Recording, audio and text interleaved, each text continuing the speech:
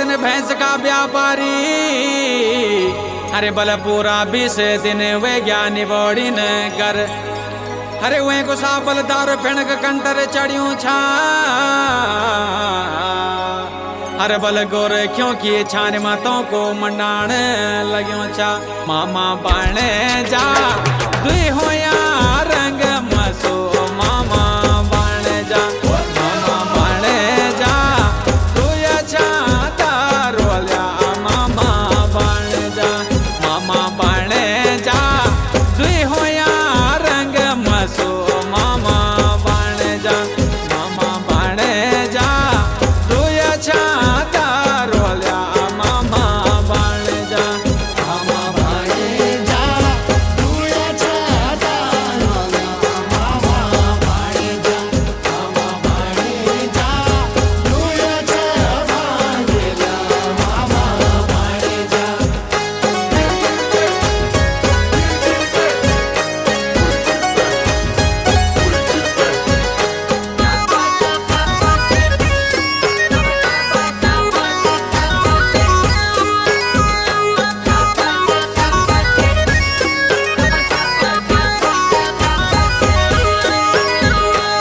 अरे वही गाँव सा बल शेरू बटका घर भैंसी मिली।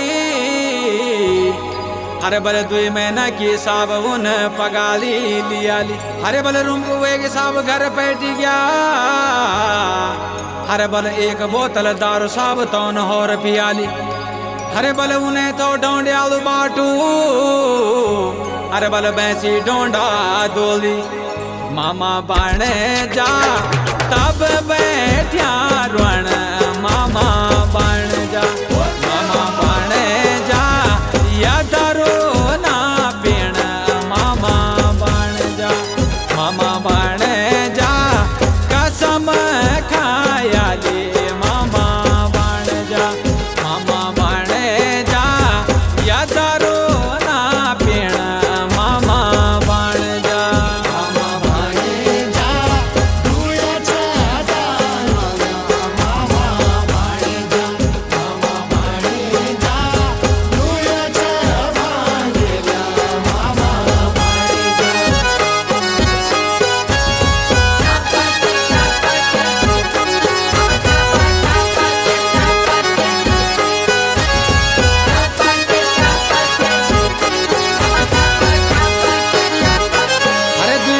बदले सावल 6 महीने चली गया।